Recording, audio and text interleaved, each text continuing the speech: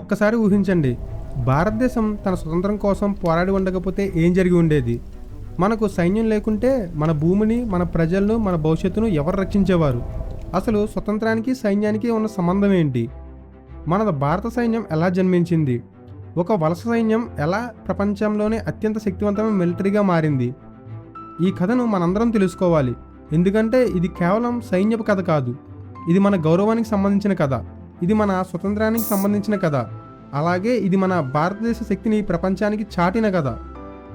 ఈరోజు మనం గర్వంగా ఇండియా అనేది ప్రపంచంలోని 4వ అతిపెద్ద సైనిక శక్తి అని చెప్పుకుంటున్నాం.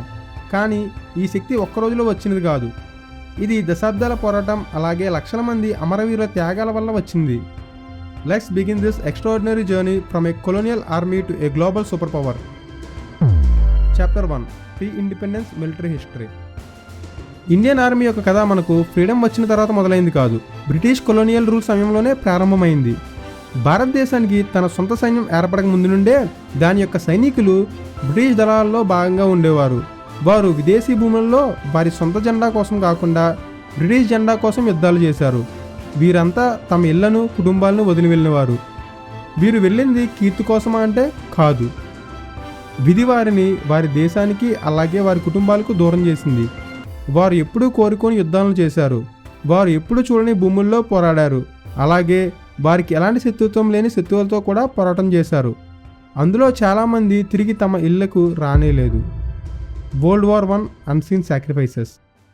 1914 జూలై, అప్పుడే మొదటి ప్రపంచ యుద్ధం ప్రారంభమైంది.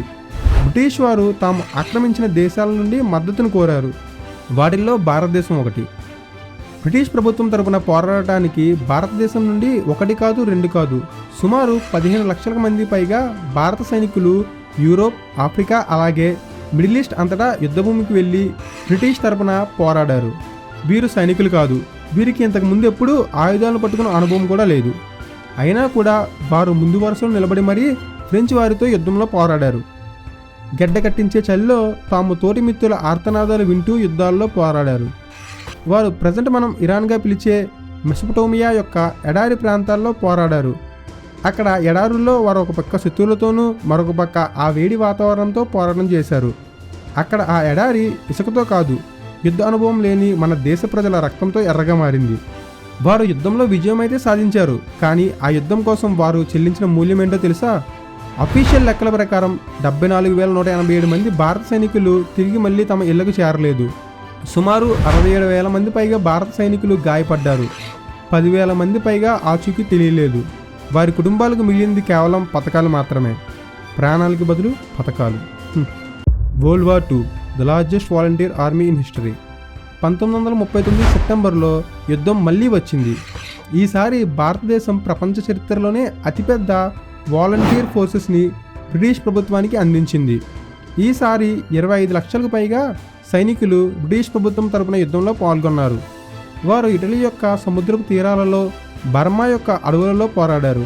ఇంకా ఇంపీరియల్ జపాన్ యొక్క భయంకరమైన మెషిన్ గన్లతో పాటు వ్యాధులు, అలాగే ఆకలి, ఇంకా మరెన్నో ప్రాణాంతకమైన దారులను కూడా ఎదుర్కొన్నారు. 6 సంవత్సరాలు మన భారతీయ సైనికులు బ్రిటిష్ సామ్రాజ్యం కోసం రక్తాన్ని చిందించారు. అయినప్పటికీ వారిని బ్రిటిష్ ప్రభుత్వం తమ సొంత భూమిలో కూడా దిగువ స్థాయి పౌరులుగా చూసేది. కానీ యుద్ధం మన సైనికులను మార్చింది. వారు బాహ్య ప్రపంచాన్ని చూశారు. స్వతంత్ర దేశాల యొక్క సైనికులతో కూడా కలిసి పోరాడారు. ఈ యుద్ధాల్లో మన సైనికులు చాలానే నేర్చుకున్నారు. మేము బ్రిటిష్ సామ్రాజ్యం కోసం పోరాడగలిగినప్పుడు మా సొంత దేశం కోసం పోరాడలేమా అనే ఆలోచన అప్పుడే మన సైనికుల్లో మొదలైంది. Chapter 2, impact of world wars. 2వ ప్రపంచ యుద్ధం తర్వాత మొత్తం మారిపోయింది. అక్కడ మన సైనికులు యుద్ధాల్లో పోరాడుతున్న సమయంలో ఇక్కడ భారతదేశంలో స్వతంత్ర గాలులు వీయటం మొదలయ్యాయి. ఈ సమయంలోనే చాలామంది భారతీయ ప్రజలు బ్రిటిష్ పాలనను వ్యతిరేకిస్తూ విప్లవకారులుగా మారారు. నేతాజీ సుభాష్ చంద్రబోస్ నేతృత్వంలో ఇండియన్ నేషనల్ ఆర్మీ INA అనేది ప్రారంభమైంది. నాకు రక్తాన్ని ఇవ్వండి, నేను మీకు స్వేచ్ఛను ఇస్తాను అని సుభాష్ చంద్రబోస్ ప్రజలకు పిలుపునిచ్చి వేలాది మందిని స్వతంత్రం కోసం పోరాడేలా ప్రేరేపించారు. ఈ 2వ ప్రపంచ యుద్ధం నుండి తిరిగి వచ్చే భారత సైనికులు అసలు మన దేశం యొక్క రక్షణ విధానాలను రూపొందించడంలో ఎలాంటి పాత్ర పోషిస్తారు అనే ప్రశ్న చాలామంది మధ్యలో మెదిలింది. వీరి అనుభవం వల్ల భారతదేశానికి భవిష్యత్తులో స్వతంత్ర సైన్యాన్ని నిర్మించుకోవడానికి ఒక పునాది ఏర్పడింది. ఈ సమయంలోనే ఇండియన్ ఆర్మీ అనేది కొలోనియల్ ఆర్మీ నుండి ఇండిపెండెంట్ ఇండియన్ ఆర్మీగా గుర్తించబడింది. ఒకవైపు క్విట్ ఇండియా మూవ్మెంట్, మరొక పక్క బ్రిటన్ ప్రభుత్వంపై పెరుగుతున్న అసంతృప్తి, ఇవన్నీ కూడా తాము భారతదేశాన్ని ఇంకెక్కువ కాలం పాలించలేం అని బ్రిటిష్ వారికి అర్థమయ్యేలా చేశాయి. 1945లో రెండో ప్రపంచ యుద్ధం ముగిసింది. అయితే యుద్ధం ముగిసిన కేవలం 2 ఏళ్లలోనే ఆగస్టు 15, 1947న భారతదేశం తన సంఖ్యలను తెంచుకొని స్వతంత్ర దేశంగా మారింది. ఈ విధంగా రెండో ప్రపంచ యుద్ధం భారతదేశం యొక్క స్వతంత్రానికి మరియు ఇండియన్ మిలిటరీ పునర్నిర్మాణానికి ఒక ఉత్ప్రేరకంగా మారింది. స్వాతంత్ర్యం అయితే వచ్చింది, కానీ స్వాతంత్ర్యంతో పాటు ఒక కొత్త సవాల్ కూడా వచ్చింది. అదే పార్టీషన్, భారతదేశ విభజన. ఇప్పుడు ఈ చారిత్రక సంఘటన మన సైన్యాన్ని ఎలా రూపొందించిందో చూద్దాం. Post independence transformation. ఈ దేశ విభజన కేవలం దేశాన్ని మాత్రమే విభజించలేదు, అప్పుడప్పుడే ఏర్పడుతున్న మిలిటరీని కూడా విభజించింది. అంతర్గత భద్రతా బెదిరింపులు, అలాగే సరిహద్దు వివాదాలను ఎదుర్కొంటూ అప్పుడే కొత్తగా స్వాతంత్రం పొందిన భారతదేశం తన రక్షణ విధానాలను కూడా స్థాపించుకోవాల్సి వచ్చింది. ఇక్కడ ఇంకొక ప్రశ్న తలెత్తింది. అప్పటి వరకు ఉన్న బ్రిటిష్ మోడల్ని ఫాలో అవ్వాలా, లేక మన సొంత మోడల్ని రూపొందించుకోవాలా? అప్పుడే గవర్నమెంట్ ఆఫ్ ఇండియా ఒక బ్యాలెన్స్ విధానాన్ని అనుసరించాలని నిర్ణయించుకుంది. బలమైన సైన్యాన్ని నిర్వహించడంతో పాటు శాంతి మరియు దౌత్యాన్ని ప్రోత్సహించింది. భవిష్యత్ అధికారులకు శిక్షణ ఇవ్వడానికి ఇండియన్ మిలిటరీ అకాడమీ IMA మరియు ఇతర సంస్థలను విస్తరించారు. ఈ విధానాలు రక్షణ వ్యవస్థలో ఒక కొత్త శకం ప్రారంభం అవడానికి తోడ్పడ్డాయి. భారతదేశం యొక్క స్వాతంత్రం ఎందరో మహానుభావుల ప్రాణత్యాగాల వల్ల వచ్చింది. కొత్తగా ఏర్పడిన దేశం కొద్ది నెలలు కూడా పూర్తి కాకముందే దాని యొక్క మొదటి సవాల్ను ఎదుర్కొంది. ఇది దేశానికి మాత్రమే కాదు, భారతీయ సైన్యానికి కూడా ఒక పరీక్ష. విభజించబడిన తరువాత కొత్తగా ఏర్పడిన సైన్యం తన భూమిని రక్షించగలదా? ఈ ప్రశ్నకు సమాధానం భారతదేశం యొక్క సైన్య దృఢ నిశ్చయాన్ని నిర్వహించే ఒక సవాల్ రూపంలో వచ్చింది. 1947 కాశ్మీర్ సంఘటన. Chapter 4 Kashmir conflict. అసలు ఈ వివాదం ఎలా మొదలైందో ముందుగా తెలుసుకుందాం. భారతదేశ విభజన జరిగే సమయంలో జమ్మూ అండ్ కాశ్మీర్ని మహారాజు హరి సింగ్ పరిపాలించేవారు. ఆయన హిందూ అయినప్పటికీ అక్కడ ముస్లిం ప్రజలు ఎక్కువగా ఉండేవారు. ఇండియన్ ఇండిపెండెన్స్ యాక్ట్ 1947 ప్రకారం జమ్మూ అండ్ కాశ్మీర్ని పాలించే మహారాజు హరి సింగ్కి 2 అవకాశాలు వచ్చాయి. ఒకటి, జమ్మూ అండ్ కాశ్మీర్ని ఇండియా లేదా పాకిస్తాన్లో కలపడం, లేదా స్వతంత్ర రాజ్యంగా ఉంచడం. అయితే మహారాజు హరి సింగ్ జమ్మూ అండ్ కాశ్మీర్ ఒక స్వతంత్ర రాజ్యంగా ఉంటుంది అని ప్రకటించాడు. కానీ అసలు కథ అప్పుడే మొదలైంది. 1947 అక్టోబర్ 22 కాశ్మీర్ ప్రజలకు ఒక భయానక సంఘటన ఎదురైంది. కాశ్మీర్ తమకే చెందుతుంది అని కొంతమంది పాకిస్తానీ దుండగులు కాశ్మీర్లో నివసించే తెగలవారిలా వేషం వేసుకొని జమ్మూ అండ్ కాశ్మీర్లోని చొరబడ్డారు. వారు మార్గమంతటా విధ్వంసం చేసుకుంటూ బరముల్లా నగరానికి చేరుకున్నారు. బరముల్లా నగరం ఒక యుద్ధభూమిగా మారింది. అక్కడ వీధులు తుపాకీ గుళ్లతో ప్రతిధ్వనించాయి. అక్కడి ప్రజలు తమ ప్రాణాలను అరచేతుల్లో పట్టుకుని ఉన్నారు.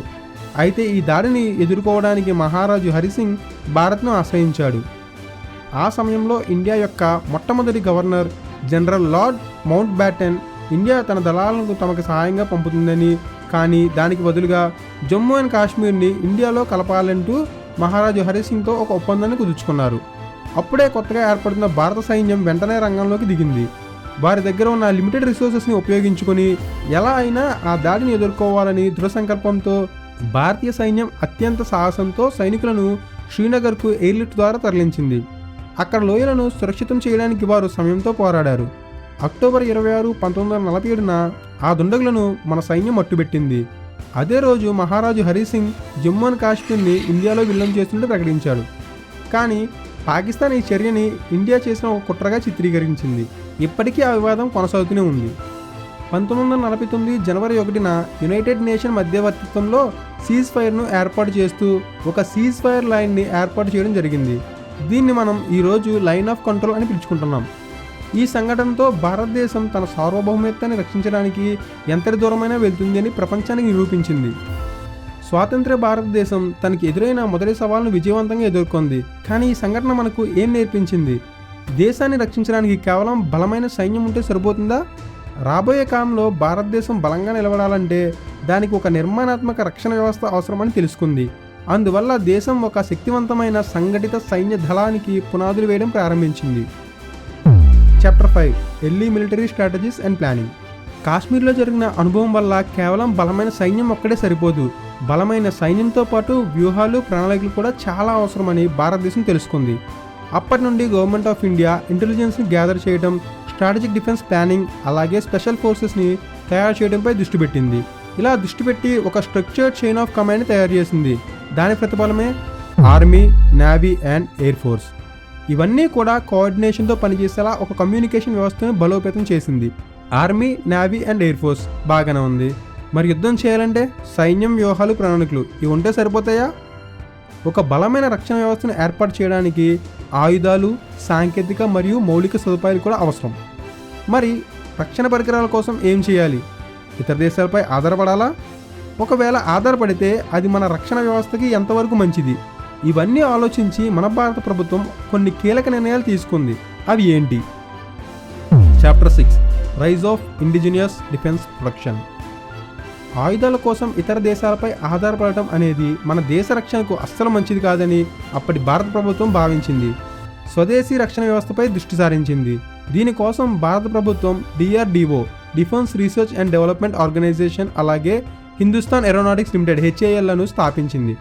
ఈ నిర్ణయం మన భారతదేశాన్ని ఒక శక్తివంతమైన డిఫెన్స్ ఫోర్స్గా మార్చడంతో పాటు ఇండియాని ఒక గ్లోబల్ పవర్ హౌస్గా చేసింది.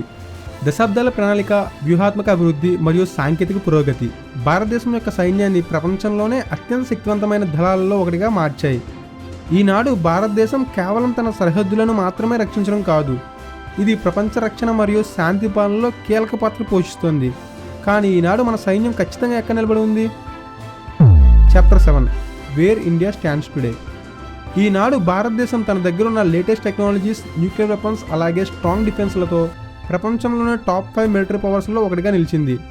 Stockholm International Peace Research Institute ప్రకారం మన భారతదేశం తన సైన్యం కోసం చేసే ఖర్చులో కూడా టాప్ 5 కంట్రీస్తో సమానంగా నిలిచింది. మిలిటరీ కోసం మన దేశం చేసే ఖర్చు ఎంతో తెలుసా? అక్షరాల $75 బిలియన్. ఇది దేశీయ భద్రతపై మనకున్న నిబద్ధతను నిరూపిస్తుంది.